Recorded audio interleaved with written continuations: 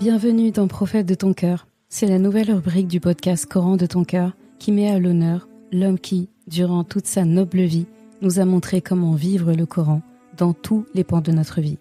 Chaque lundi, au travers d'épisodes courts et concis, tu découvriras ou redécouvriras les beautés du Coran comme elles ont été mises en application dans la vie du meilleur homme qu'ait connu le monde, notre Muhammad sallallahu alayhi wa sallam. De quoi bien débuter ta semaine, comme s'il était avec toi, sallallahu alayhi wa sallam. Muhammad, khayru khalqillah, sallu ala rasulillah, habib al-Mustafa.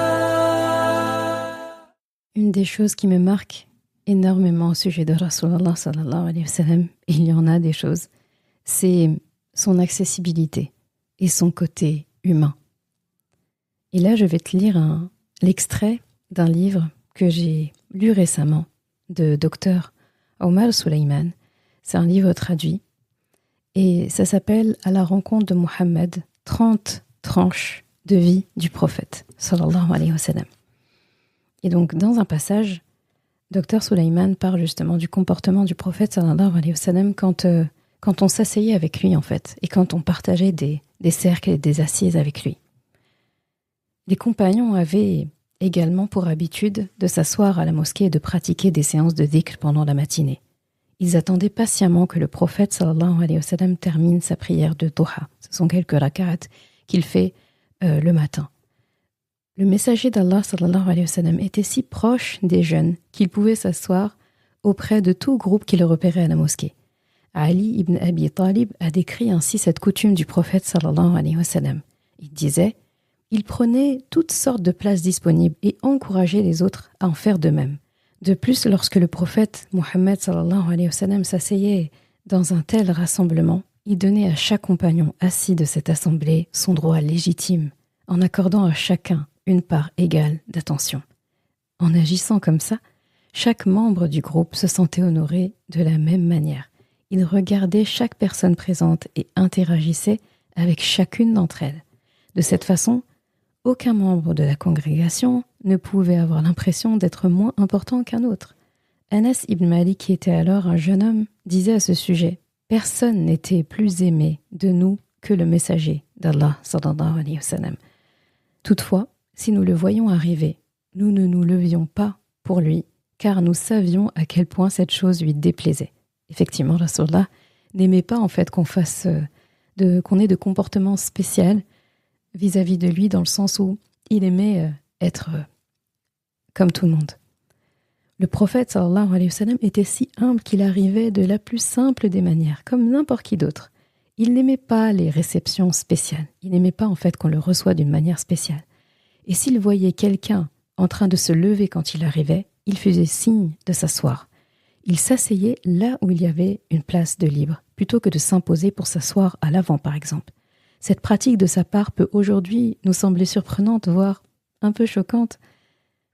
Ainsi, un compagnon rapporte: je suis venu voir le prophète sallallahu alayhi wa sallam pour lui poser des questions sur l'islam. Et il m'a invité à m'asseoir. Il a ensuite demandé un coussin et l'a posé entre nous. Il a posé son bras dessus et m'a dit d'y poser également mon propre coude. C'est à ce moment que j'ai compris que ce n'était pas un roi. Il réalisa ainsi, à ce moment précis, que le prophète sallallahu alayhi wa sallam n'avait rien en commun avec les souverains classiques qui existaient en ce temps. Ali, le cousin du prophète sallallahu alayhi wa sallam, dit également: si quelqu'un demandait quelque chose dont il avait besoin au prophète sallallahu alayhi wa sallam, il ne le renvoyait jamais sans ce qu'il avait demandé, et au minimum, il lui offrait quelques mots de réconfort. Pendant leur discussion, le prophète sallallahu alayhi wa sallam souriait avec les compagnons. Son comportement habituel était de rester silencieux, de pratiquer le dhikr, de sourire aux gens et de ne pas chercher à dominer la conversation. Il accomplissait également régulièrement l'istighfar, le fait de demander pardon à Allah pendant ses sessions, et il le disait pas moins de 70 fois.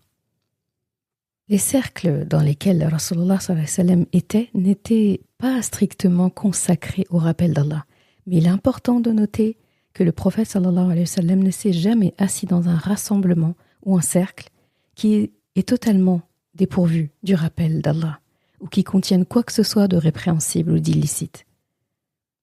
Zayd ibn Thabit, donc le fils adoptif du prophète sallallahu alayhi wa sallam, disait au sujet des rassemblements où il était: lorsque nous parlions d'affaires mondaines, il était avec nous, il discutait avec nous. Lorsque nous parlions de l'au-delà, il en parlait également. Lorsque nous parlions des questions relatives à la nourriture, il s'engageait aussi dans la conversation. Le prophète sallallahu alayhi wa sallam était celui avec qui tous les membres du cercle voulaient discuter et communiquer. Il était toujours accessible. Il s'asseyait au sein du groupe comme tout le monde. Il gardait une attitude paisible et sereine qui n'affectait pas le flux des conversations au sein du cercle. Tous étaient constamment conscients de sa présence et voulaient qu'il parle, sallallahu alayhi wa sallam. Et pourtant, au cours de ces petites sessions matinales à la mosquée, le prophète sallallahu alayhi wa sallam voulait que les discussions soient pleinement inclusives. Imagine notre prophète, béni Muhammad sallallahu alayhi wa sallam, assis, les jambes croisées comme il aimait s'asseoir, légèrement incliné sur un coussin pendant ces sessions. Il se présentait en fait sous la forme la plus humaine et la plus simple, mais sa présence était bénie. Et il y a une remarque au sujet des femmes. À l'époque, il y a des moments, un moment en particulier, où elles se sont senties un petit peu exclues de ces conversations à la mosquée.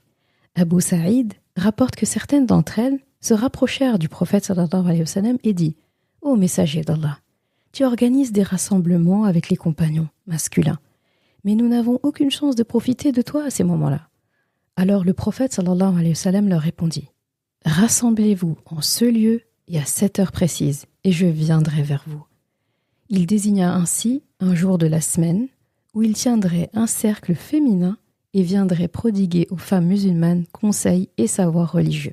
Donc c'était un créneau qui leur était réservé qu'à elles.